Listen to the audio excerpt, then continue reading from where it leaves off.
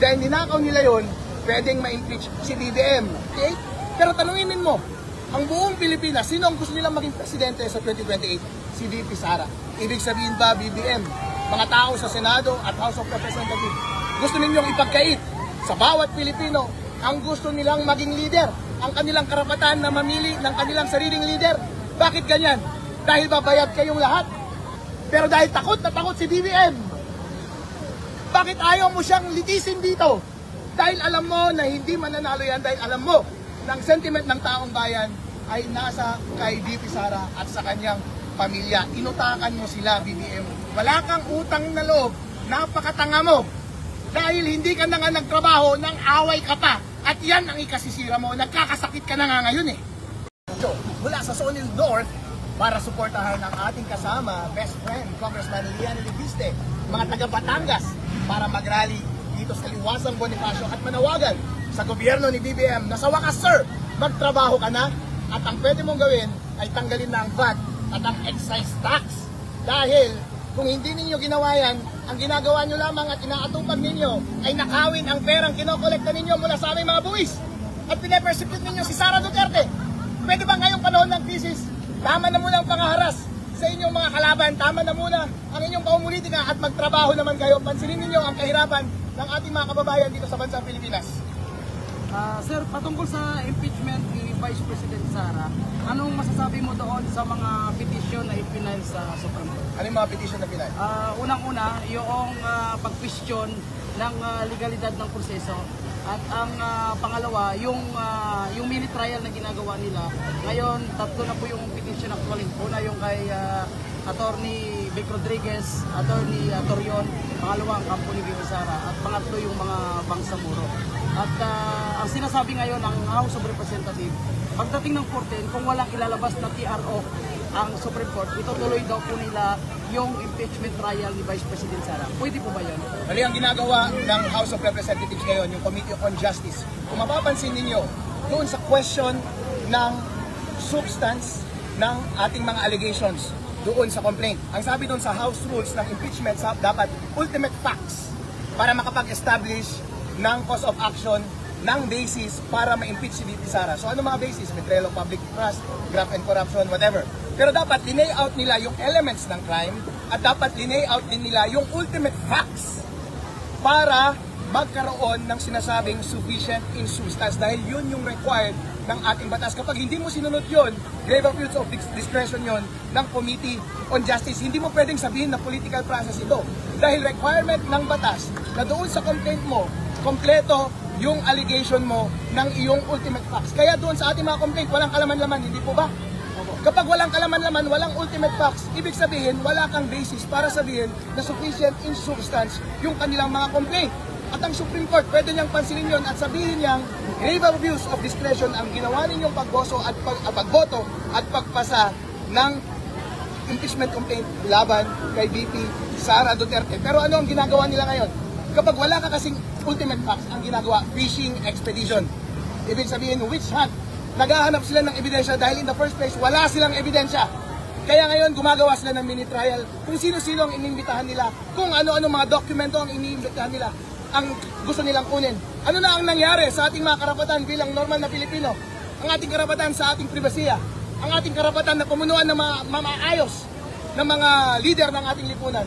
Paano na ang ating karapatan at ang ating mandato na pamunuan tayo ni VP Sara? Bakit ninyo binabaliwala ang rules, ang mga batas ng ating Committee on Justice sa House of Representatives? Binabaliwala ninyo dahil gusto nyo lamang siya i-impeach? Bakit gusto nyo siya i-impeach? Para hindi siya makatakbo bilang presidente sa 2028? Pero tanungin mo, ang buong Pilipinas, sino ang gusto nilang maging presidente sa 2028? Si VP Sara. Ibig sabihin ba, BBM, mga tao sa Senado at House of Representatives, gusto ninyong ipagkait sa bawat Pilipino ang gusto nilang maging leader, ang kanilang karapatan na mamili ng kanilang sariling leader. Bakit ganyan? Dahil babayad kayong lahat. Lahat ng ipinayad sa inyo ay pera yan ng taong bayan. Dapat ibalik nyo sa kanila, pagsilbihan nyo sila at sundin nyo kung ano ang kanilang ninanais. Ang pinakapangit na pwede ninyong gawin ay ninakaw nyo na nga ang kanilang pera, hindi nyo pa sila pababayaan na mamili ng kanilang susunod na Pangulo. Kaya imbes na impeachment ni VP Sara ang inaatupag ninyo, at tupagin ninyo ang pag-address ninyo ng krisis na ating sinasuffer ngayon sa ating bansa.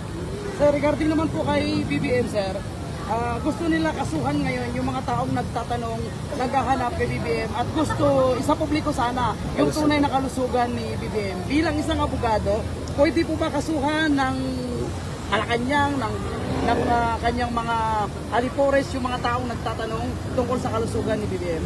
So gusto niyang kasuhan yung mga naghahanap kay BBM at nagtatanong ng kanyang kalusugan. BBM, kasuhan mo ako! Nasaan ka na? Meron ka bang sakit? Bakit hindi ka nagpapakita at bakit hindi ka nagtatrabaho? Yung pangako mo sa buong Pilipinas doon, yung pangako mo sa mga Ilocano, sa mga Pilipino, nababawiin mo ang ating karangalan. Wala kang ibang ginawa kundi magnakaw. Ngayon lugmok na lugmok tayo. Wala tayong ka-pride-pride. Yung tanging tao na siyang ating hope na ibabalik ang ating pride, ang pamilya Duterte, ayaw mo pang mamuno sa atin. Sayang na sayang, inisquander mo ang pagkakataon para bawiin ang dignidad ng iyong pamilya, ang dignidad ng Pilipino. Ganyan pa ang iyong ginagawa. Napakahina mo talaga. Kung hindi ikaw ang gumagawa niyan, bes, umalis ka na dyan. Kung hindi ikaw ang gumagawa niyan, bakit mo pinapabayaan yung mga mahihina mong demonyon sa paligid mo na siyang magdikta ng pamamahala dito sa ating Pilipinas? Na hindi naman sila pinili ng mga Pilipino. Kung hindi mo talaga kaya, kung mahina ka talaga, kung nag-a-addict ka talaga at nagdadrugs, o kung may sakit ka talaga, hindi mo na kayang tumayo dyan sa iyong hospital bed, huwag ka na magtrabaho at ibigay mo na sa rightful holder ng posisyon ng leadership sa bansang Pilipinas. Dahil ang mga Pilipino ay deserve nila ng isang malakas na leader na mamuno sa kanila at gumagawa ng konkretong aksyon at hindi lamang pagnanakaw ang ginagawa. Sir, last question, sir. Any comment po sa unprogrammed fund na nagkakaroon ng oral argument sa Supreme Court? Unprogrammed funds, illegal yan.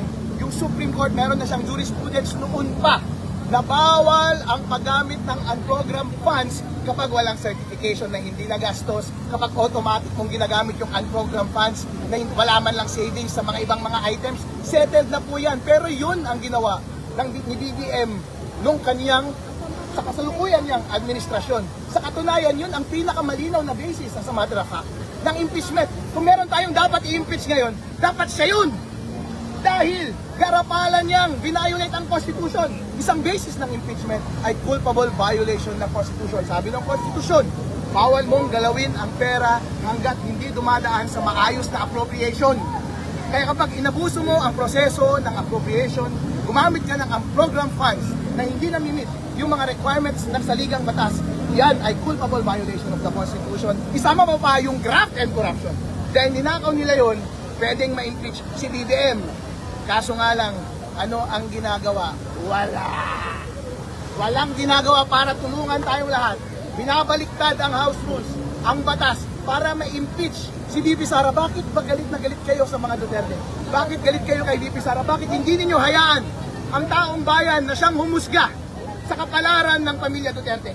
Kung sa tingin mo, halimbawa, si President Rodrigo Duterte, sabi ng ilan meron siyang pagkakasala. E di bakit hindi mo pabayaan ng mga institusyon ng Pilipinas ang siyang humusga sa kanya? Manatili siya sa kanyang inang bayan sa mga huling panahon niya kaysa isuko mo siya sa mga dayuhan. Dahil required po yan doon sa Rome Statute, ang charter ng International Criminal Court. Complementarity ang tawag. Ibig sabihin, kapag gumagana ang Supreme Court ng Pilipinas, ang mga democratic institutions ng Pilipinas ay hindi mo pwedeng ipasa sa supranational body ang jurisdiction ng paghusga ng leader ng isang bansa. Pero dahil takot na takot si BBM, bakit ayaw mo siyang litisin dito? Dahil alam mo na hindi mananalo yan, dahil alam mo na ang sentiment ng taong bayan ay nasa kay VP Sara at sa kanyang pamilya. Inutakan mo sila, BBM. Wala kang utang na loob. Napakatanga mo. Dahil hindi ka na nga nagtrabaho, nang away ka pa. At yan ang ikasisira mo. Nagkakasakit ka na nga ngayon eh.